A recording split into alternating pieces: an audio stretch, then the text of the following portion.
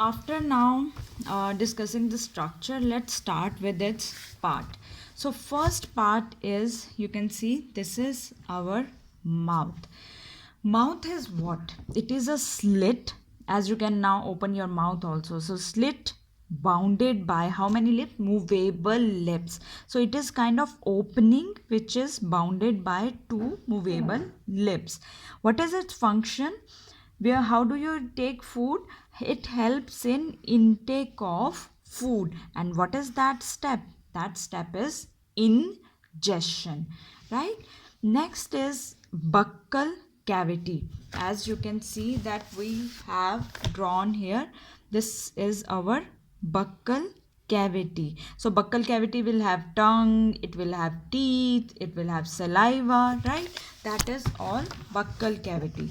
So what is buccal cavity? It is a hollow cavity which is enclosed by your jaws and cheeks. It has three things. Three things are covered in buccal cavity: teeth, saliva, and tongue. Teeth, as you know that teeth, they are sharp and they crush food into pieces or smaller particles because you cannot engulf food directly. So for that purpose we have teeth. Then is saliva. Food is moistened every time there is release of saliva in our mouth. So food is moistened, it is kept wet, they are made softer. Saliva contains enzyme, very very very important point. It contains enzyme which is known as salivary amylase. And what is the function of salivary amylase? Amylase word is used for starch. So it convert starch into sugar, right? That is its function. Why do you need, why there is tongue in buccal cavity? The tongue contains taste buds to sense the taste of food. Now, so what is the purpose, actual purpose of buccal cavity? That food is converted first into smaller particles by teeth, and then they are made smooth by mixing with saliva and mucus. Now this type of food is called bolus. Now food is known as bolus.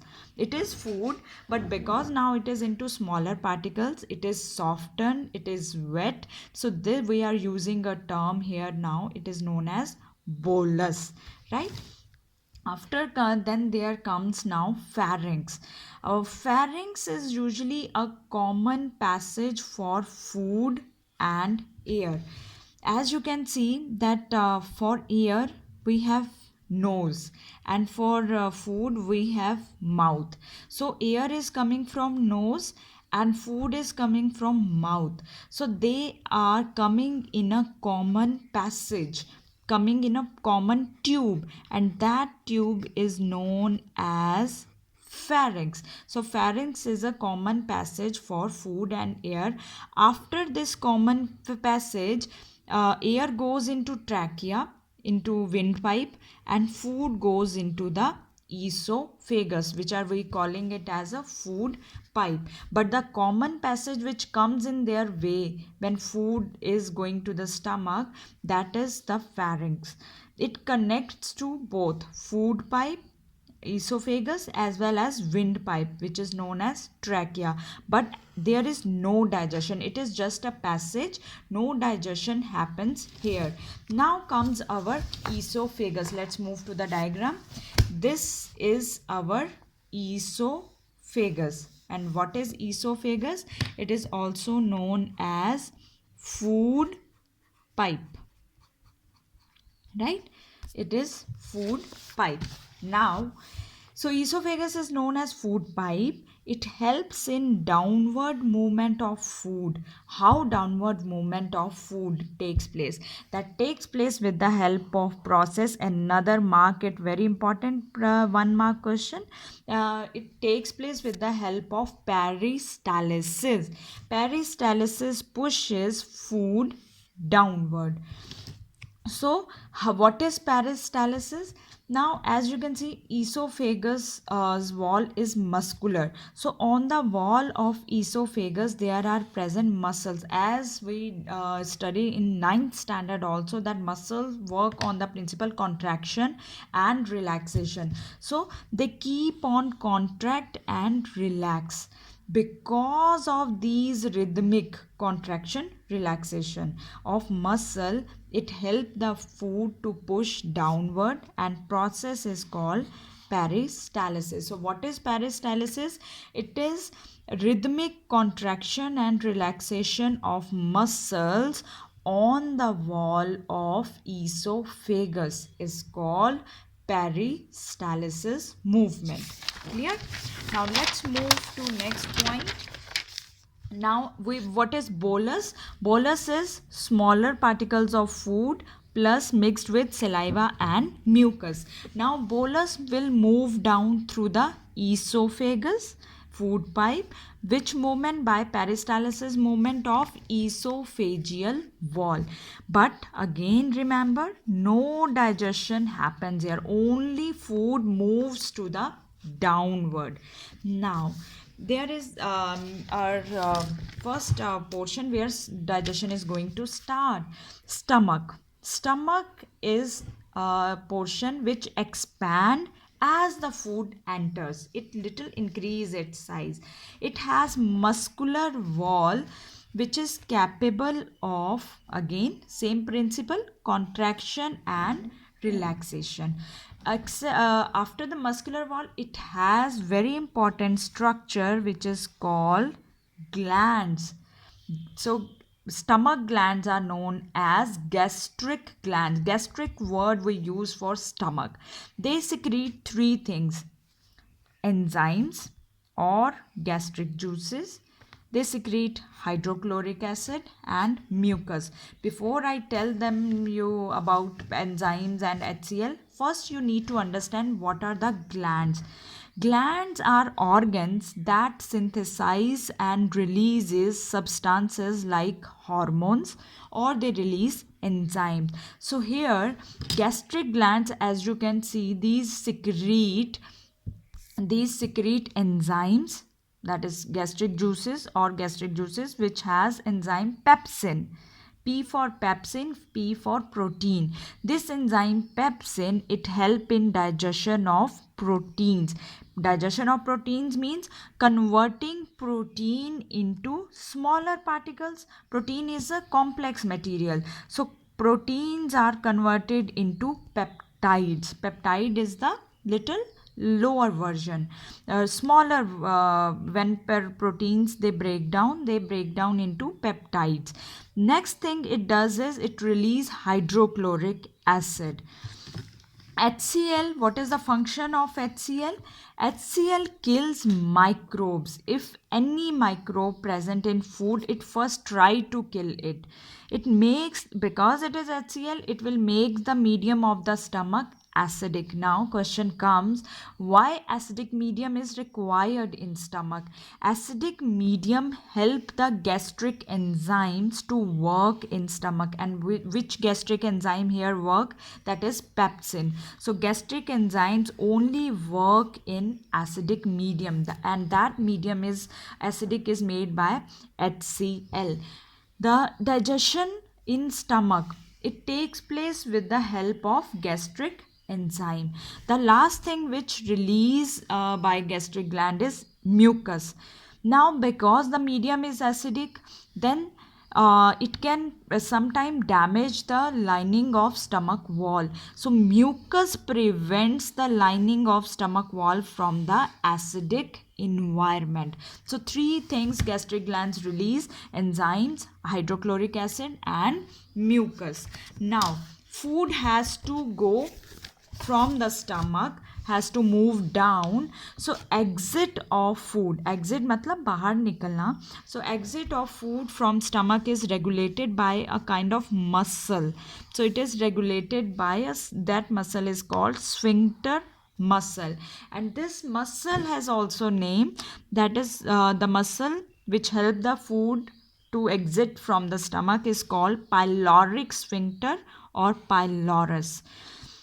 it release small amount of, now still only proteins are digested here in the stomach, not complete food is digested. So that is why we are writing it releases. What muscle do? It push the partially digested food into now another part, that is part of alimentary canal, that is small intestine. But here you need to little bit pay attention that before small intestine there are two glands which are indirectly involved in digestion, that is called digestive glands. We are going to discuss here liver and pancreas. Let's first talk about liver. Now liver is largest gland. It secretes bile juice. Bile juice have two things, bile pigments and enzymes. So bile juice, where it is stored? In gallbladder. Go back to your diagram of alimentary canal and there you can locate gallbladder. What is the function of bile? It help in emulsification of fat. What is emulsification? Now question comes in mind. Bile, it or bile juice, it acts on large fat molecules or globules. So these large fat globules, they are breaking down into the smaller fat droplets, and that process is known as emulsification of fats. Again I am repeating, bile juice help in emulsification of fats. What is emulsification of fats? Large fat molecules are breaking down into small fat droplets, right? Now bile juice makes the medium alkaline, and it also important to activate the action or work of pancreatic and intestinal enzymes. If pancreas and intestinal enzyme has to work, that is activated by the bile juice. Next, second largest gland is pancreas. It secrete pancreatic juice. It has three types of enzymes: trypsin, pancreatic amylase, and pancreatic lipase. Because they are released in these pancreas, that is why we are calling them amylase, pancreatic lipase. Trypsin, digestion of proteins. One enzyme we discussed in stomach, that was pepsin. In pancreas it is trypsin. Please remember that. Pancreatic amylase, for which we use amylase word? That is for the starch or carbohydrates. Third, they help in digestion of carbohydrates. Pancreatic lipase, they help in digestion of fat. So three things, three enzymes released by pancreas: trypsin, amylase and lipase. Now next move on to our main part of alimentary canal, that is small intestine. As now bolus is reaching from stomach to small intestine with the help of through sphincter muscle. What is this sphincter muscle? Known as pyloric, right? This is known as pyloric. And what is small intestine? How have you drawn the small intestine? This is, as you can see, this is completely coiled structure. So it is coiled narrow tube. How much meter? 6 to 7 meter in length and 2.5 to 3 centimeter wide. Now we said that alimentary canal is 9 meter long. See, 9 meter long structure, and how can that much length is occupied in a small area? Because all the parts, they are compactly packed, as well as they are coiled. They are coiled, few of them, they are coiled and tightly packed. That is why they can arrange in this much length. So it has three parts, as already I told you. The upper portion, duodenum, jejunum, ileum. So duodenum, I will mark it with now another pen so that you can say that these are parts of small intestine. Duodenum, jejunum, ileum. Duodenum, upper portion, jejunum, that is on the side or middle portion, ileum at the terminal portion, end part. So three things it has: duodenum. Duodenum, ileum. Duodenum is upper part of small intestine. It receives bile and pancreatic duct. It opens here, so it means it receives bile juices and pancreatic enzyme. It is U-shaped. Duodenum is middle part and little narrower. Ileum is the lowest part. What you need to understand here is that yes, digestion happens here. Pancreatic, what is collecting in duodenum? Pancreatic enzymes plus bile juice. They help in digestion. Bile juice, we discussed that it makes the acidic medium into alkaline.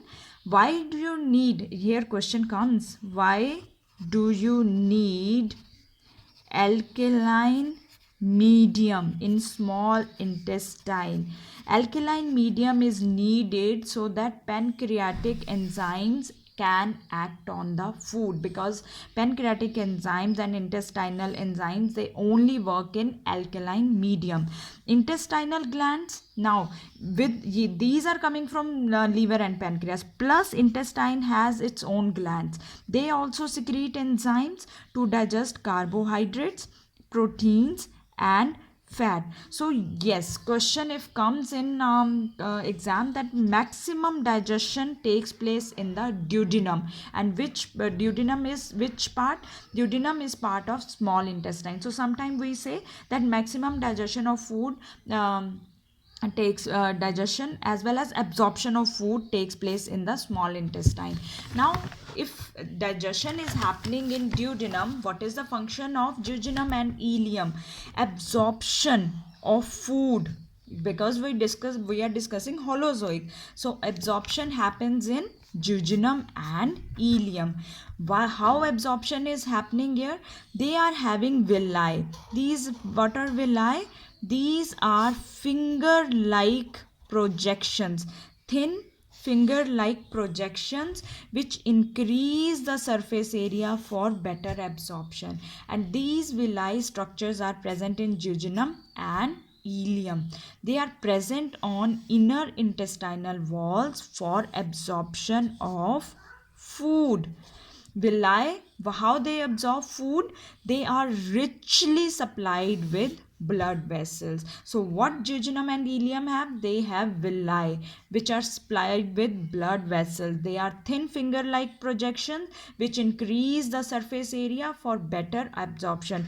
Questions now you can be asked in MCQs also.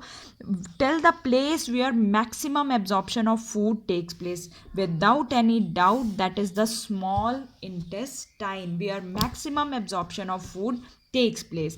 Length of small intestine, it changes or vary from animal to animal depending on the food habits. Now that question I will give you also for your homework also, that comes in exams also, that why the herbivores, they have large intestine as compared to the carnivores, right? So always remember that length of small intestine, it depends on the food habit. Last portion, that is large intestine. Now as food is digested, absorbed also, so egestion, undigested food is passed to the large intestine, thrown out through anus. It is wider than small intestine. It has main two parts, that is colon and rectum.